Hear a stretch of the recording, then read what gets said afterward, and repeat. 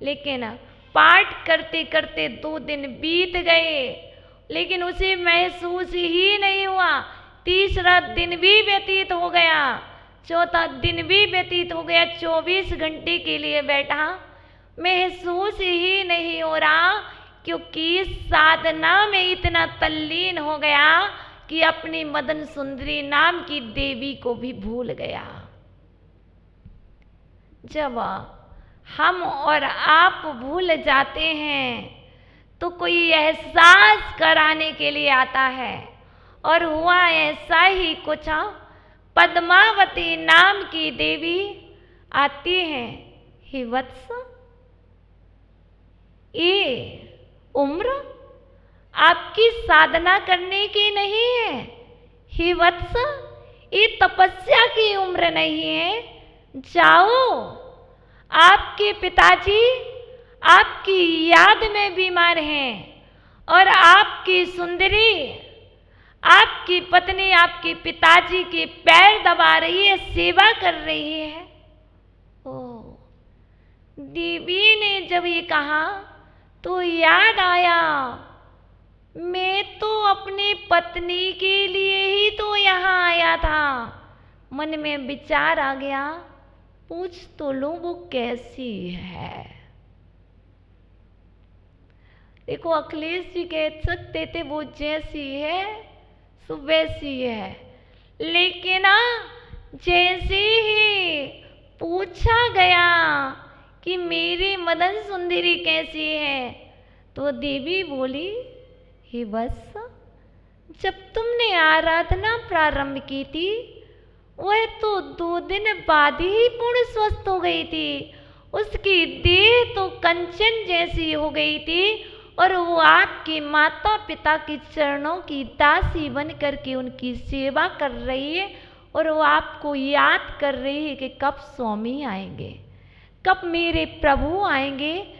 इसलिए ये होता है भक्तंबर स्तोत्र का प्रभाव, ये होता है संस्कारों का प्रभाव। यदि संस्कार हैं तो सब कुछ होगा।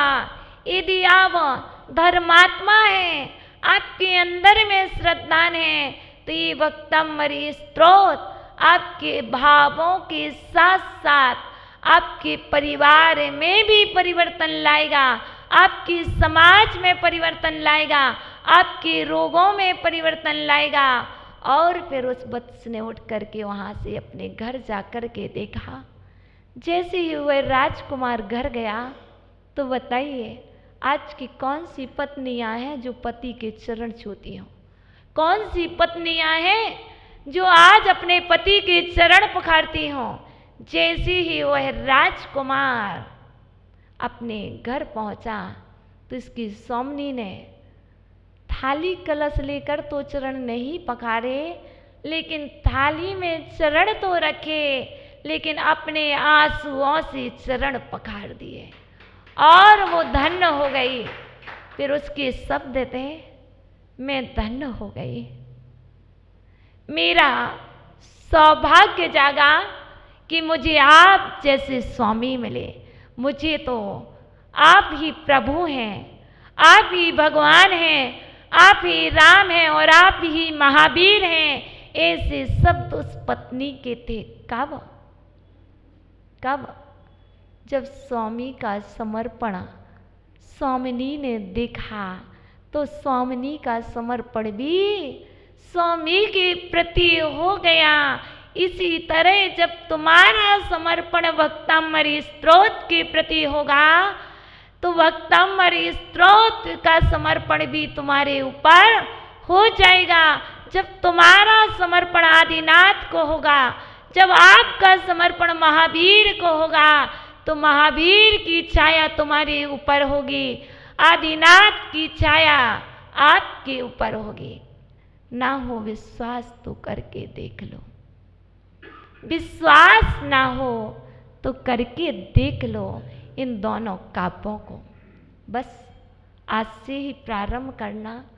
देखो, काव्य में सिर्फ काव्य नहीं पढ़ना, काव्य में सिर्फ काव्य नहीं पढ़ना, काव्य के साथ साथ रिद्धि मंत्र को भी पढ़ना। जैसे भोजन में खाली रोटी नहीं खाना, रोटी खाओगे तो गला छिल जाएगा। रोटी में घी अनिवार्य है और रोटी दाल और सब्जी से लेते हो। वैसे वक्तांबरी स्त्रोत की साधना आज से आप रिद्धि मंत्र सहित अधिक ना कर पाओ तो 2 काव्य अवश्य करना। तो रिद्धि मंत्र बता दो। ग्रह संहारक 32वां काव्य है। काव्य है गंभीरितारिरव पूरित दिग्विभाग त्रैलोक्य लोक्य सुविसंगमे भूति दक्षः सद्धर्मे राज्य जय घोषण घोषिकासन खेदुन्दे विद्वनति ते यशसाः प्रभादि। ॐ ह्रीं अरहं नमो घोरि गुणबम्भ्यारीणं ज्रों ज्रों नमः स्वाहा। ये रिद्धि मंत्र है। ओम नमो राम ह्रीं रूम रा सर्वदोष निवारणम कुरु कुरु स्वाहा। 33 नंबर का जो ज्वर संहारक है उसकी रिद्धि है। ओम ह्रीं अरहं नमो सब्बो ही जिणाणं ज्रों ज्रों नमः स्वाहा। अब इसका जो मंत्र है बहुत इजी है। जो इस हॉल में कुछ लिखा है, कुछ मिलता हुआ है। ओम ह्रीं श्रीं क्लीं ब्लूं ध्यान सिद्धि परम योगीश्वराय नमः। ध्यान सिद्धि परम योगीश्वराय नमो नमः स्वाहा। इस काव्य की आराधना पीत वस्त्र, पीतमाला, पीत आसन। पीत मतलब पीला आसन, पीले वस्त्र, पीली माला, यंत्र, दीपक और शुद्ध भाव से समय कभी भी कर लो। कंपलसरी 1008 बार तो कर ही लेना चाहिए। यदि प्रतिदिन करना चाहो तो 108 बार करो। 10 दिन में ये काव्य तुम्हारा होगा। ये युगल काव्य आपके होंगे तो आप इस डोज को अवश्य लें और फिर अपने जीवन में कभी ना छोड़ें। क्योंकि ग्रहों से बचने के लिए, बुराइयों से बचने के लिए ये आपके लिए यही मंत्र है, यही तंत्र है और यही संस्कार है। आपका समय पूर्ण हो गया है। अब हम कल पुनः मिलेंगे। ओम नमः। प्रियतम हे जिनेन्द्रवाणी आगमवाणी तीर्थंकरवाणी स्यात्वाणी गुरुवाणी त्वमेव जयतो त्वमेव जयतो त्वमेव मम कंठा आगच्छतो आगच्छतो आगच्छतो।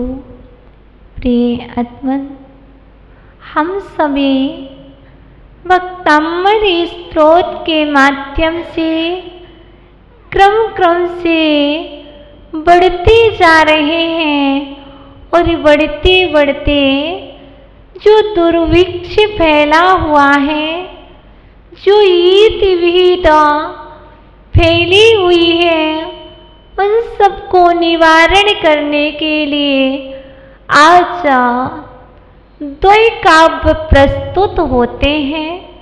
34 नंबर और 35 नंबर। कहते हैं भक्ति की धारा में स्नान करने से भक्तों के कष्ट दूर हो जाते हैं, भक्तों के दुखों का निवारण हो जाता है और भक्तों के अंदर में पल रहे अज्ञान का विलय हो जाता है। ज्ञान के प्रकाश में आने के लिए, अज्ञान को दूर करने के लिए ईत बीत दुर्भिक्ष जहाँ जहाँ भी हो, आपके अंदर का दुर्भिक्ष, आपके बाहर का दुर्भिक्ष, आपके परिवार में फैला हुआ दुर्भिक्ष, इन सभी चीजों को दूर करने के लिए आज युगल काव्य प्रस्तुत होता है। आचार्य भगवान मानतुंग स्वामी कहते हैं, आज हम आभा मंडल में चलते हैं, आज हम भामंडल प्रातिहार्य को देखते हैं और भामंडल के तत्पश्चात अंतिम प्रातिहार है दिव्य ध्वनि प्रातिहार। आज सप्तम एवं अष्टम प्रातिहार्य को हम देखने जा रहे हैं। मैंने सुना है, आपने भी सुना होगा कि भामंडल में 7 भाव दिखाई देते हैं। सत्य है, जो आपने सुना है वही मैंने सुना है, पर हमने और आपने कुछ अधूरा अधूरा सुना है। भामंडल में 7 भाव दिखाई देते हैं। कौन से भामंडल में? भामंडल का तात्पर्य है क्या? आभा मंडल। और किसका? और प्रभु का। जो पीछे भामंडल लगा है उस भामंडल में 7 भाव दिखाई नहीं देते।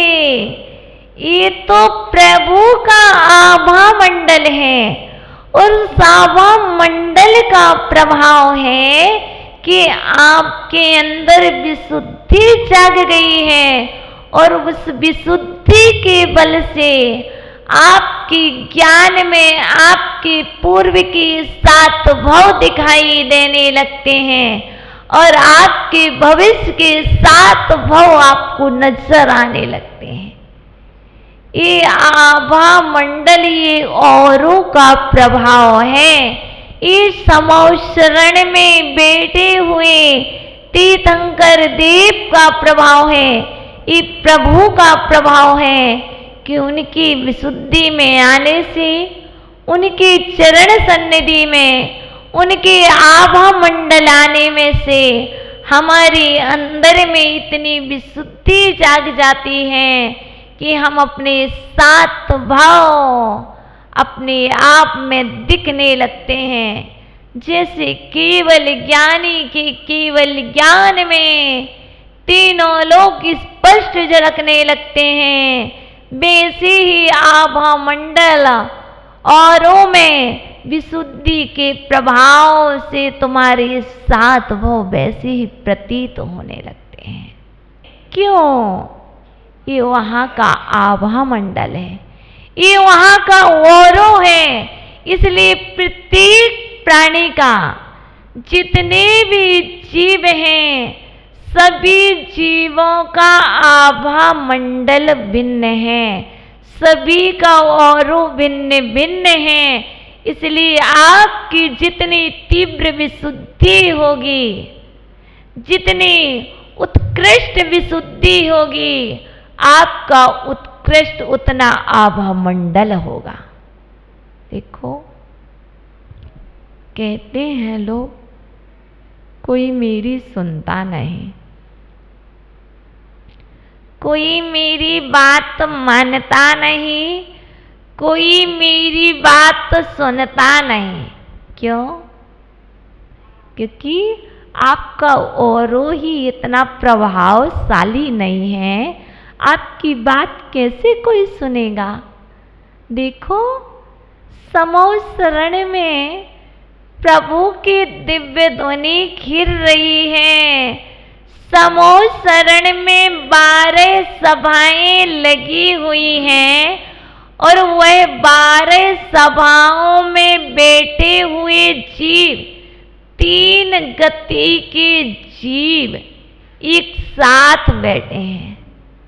4 सभाएं तो देवियों की हैं और 4 सभाएं देवों की हैं।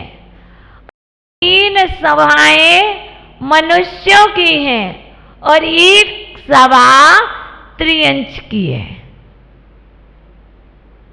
अब विचार कीजिए, पहली सभा में कौन बैठा है? जिसके पास मोक्ष जाने की प्रथम स्थान पर पात्रता है, वही तो समूह शरण की पहली सभा में बैठेगा। हम कहते हैं उन्हें पहला स्थान दे दिया, उनको पीछे बिठाल दिया, हमें आगे बिठाल दिया, इनको मध्य में बिठाल दिया। ओहो, समूह शरण की विशेषता है कि जब से पहली सभा में मुनिराज बैठे हैं, उसके बाद देवियां बैठी हैं, उसके बाद आरिकाएं आ रही हैं। सोचने वाला सोच रहा है, देवियां पहले और आरिका माताएं बाद में, ऐसा क्यों? ऐसा इसलिए कि वह देवियां स्वर्ग से आकर के मनुष्य लोक में आएगी और मनुष्य लोक से सीधे मोक्ष चली जाएंगी। लेकिन आरिका के अंदर जो पात्रता है, पहले वह देव पर्याय में जाएगी और देव पर्याय से पुनः मनुष्य पर्याय में आएगी और फिर मनुष्य पर्याय से फिर मोक्ष जा सकती है। इसलिए जिसके पास जितने शीघ्र अति शीघ्र मोक्ष जाने की पात्रता है, उसी पात्रता के अनुरूपा समूह शरण में सभाओं में बैठा जाता है।